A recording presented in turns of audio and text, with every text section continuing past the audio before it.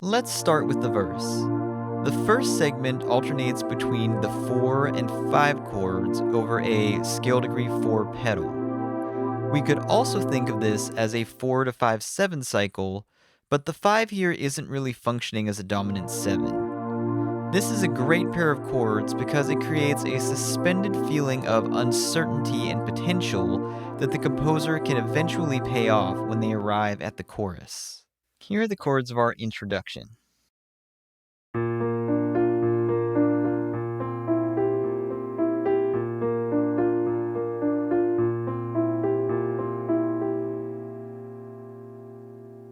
Once the melody enters, Alan Menken continues to build tension by adding to these chords, setting the first two stanzas to a 4, 5 over 4, 4, 5 over 4, minor 3 7, minor 6 7, 2 dominant suspended 11, and 2 dominant 7 progression.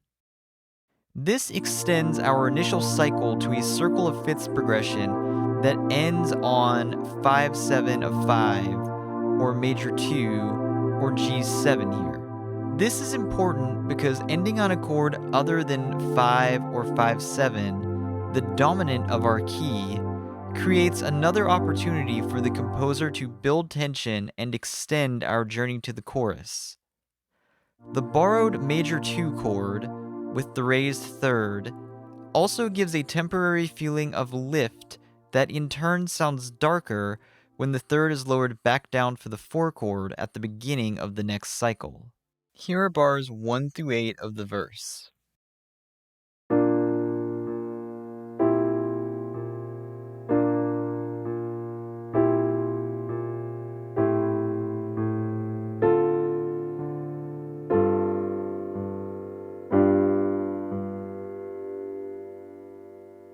The second section of the verse increases momentum by alternating between 1 and 2 chord changes per bar. Here, Menken goes from a 4 major 7 to a minor 3 7 to an inverted tonic chord to a minor 6 7 and then to a 2 suspended 11 to a 2 dominant 7. We can further summarize this as another circle of fifths in our home key with a passing tonic chord. As with the previous section, this is repeated twice with an extension to a transition at the end. Here are the chords for bars 9 through 16 of the verse. Do do do do do do do do do do do do do do do do do do. Do do do do do do do do do do do do. The transition to the chorus is fairly simple, going from 4 to minor 3 to 4 to 5-7, all over a scale degree 5 pedal. This finally gives us the dominant cadence we've been waiting for and pulls the listener to a strong tonic chord for the first time to begin the chorus. Thematically, this coincides with Ariel finally ending the prelude and breaking from her emotional isolation with the statement, "I want more." Here's the transition from the verse to the chorus.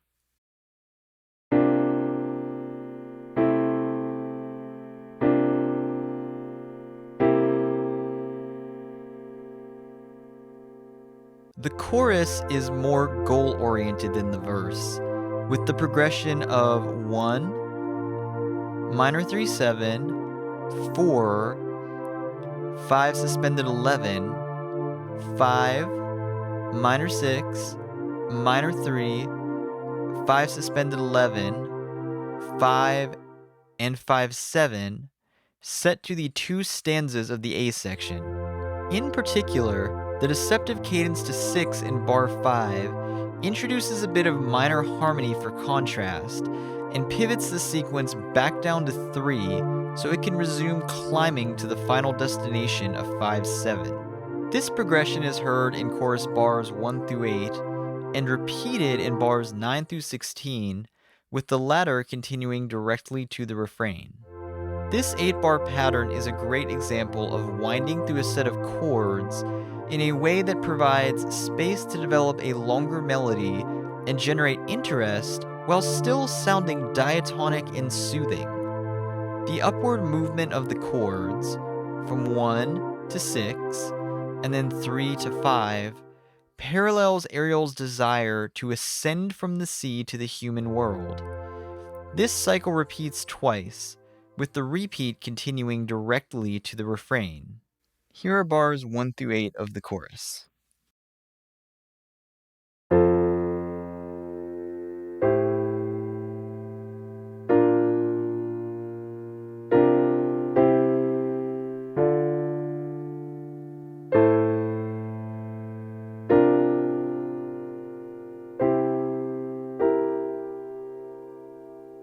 The first few bars are a classic progression based around the descending bass line, going from 1 to 1/7 over flat 7, to 4 in first inversion, to minor 4 in first inversion. We go from the tonic to the 5 of 4, to an inverted 4, to an inverted minor 4.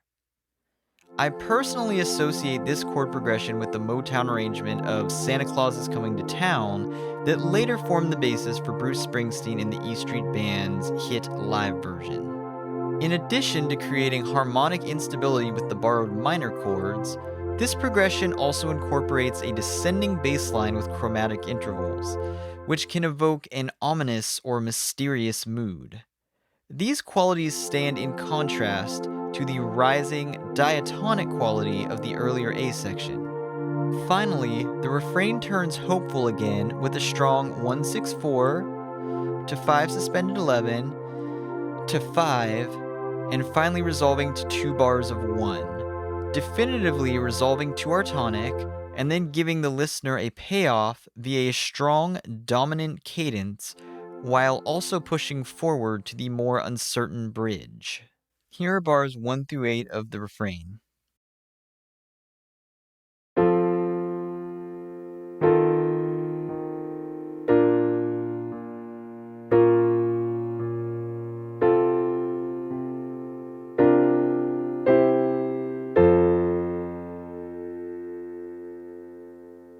The bridge is the last collection of new harmonic material in the song. As with the verse, the bridge adds contrast and momentum that will, in turn, propel the listener back to the final A section. This usually includes avoiding the tonic chord, which we have here. The first 4 bars of the bridge progression go from 4 to 5 over 4 to 3 and 6. Then, bars 5 through 8 repeat the first 3 chords again and end on 1 dominant 7, acting as the 5 of 4. This is a good example of a chord progression that is not moving towards a dominant cadence in our tonic key, providing a break from the more goal-driven A section and refrain. So here are the first 8 bars of the bridge.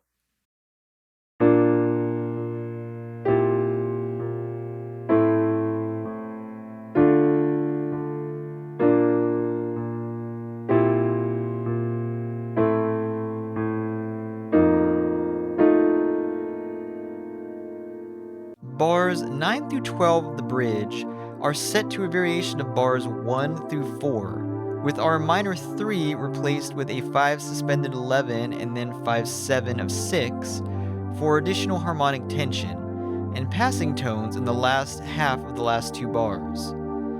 This gives us a modified 4, 5 over 4, 3 suspended 11, 3/7 in first inversion, or the 5/7 of 6, 6, and 6 over 5 progression, with an especially juicy chromatic passing tone in the bass, leading from bar 3 into bar 4. All of this leads to a final turn in bars 3 through 16, which takes us on a drawn-out journey back to our tonic chord for the beginning of the last A section.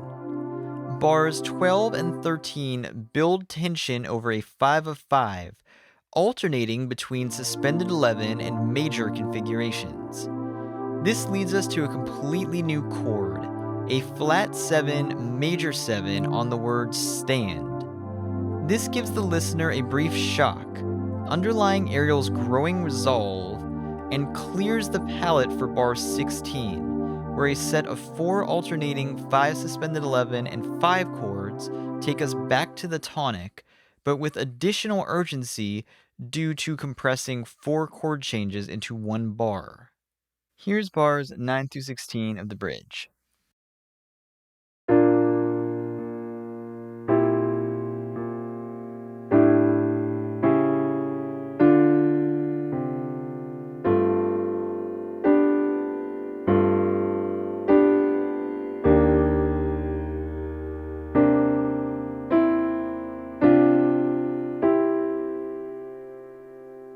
The final A section initially proceeds with the chord progression we've heard before, with only a single stanza of lyrics before the last refrain.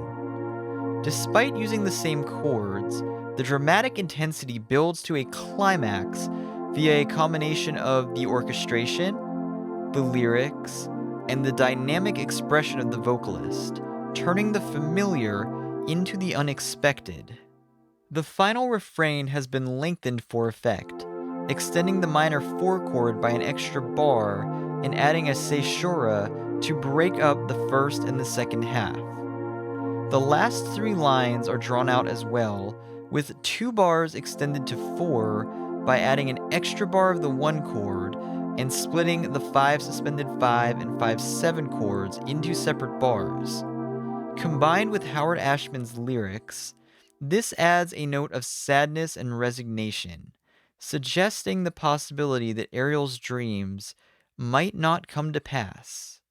Here are bars 1 through 9 of the final refrain.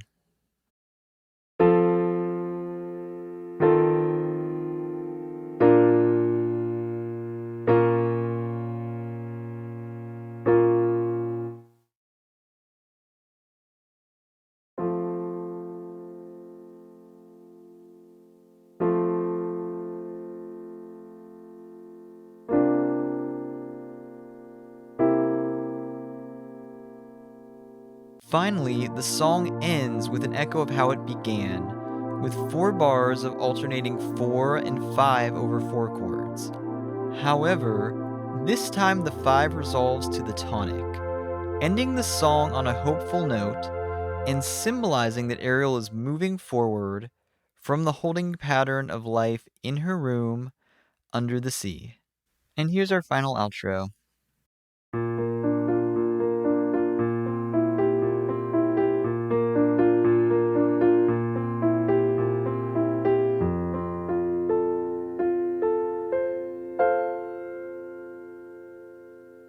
And that was part of your world. I hope y'all learned something from it. If you have any questions or other things you'd like to see, let me know in the comments. If you want to support more of what I do here and see more, like the video, subscribe to the page, check out the Patreon. And in the meantime, take care of yourselves, take care of someone else, and have a good day.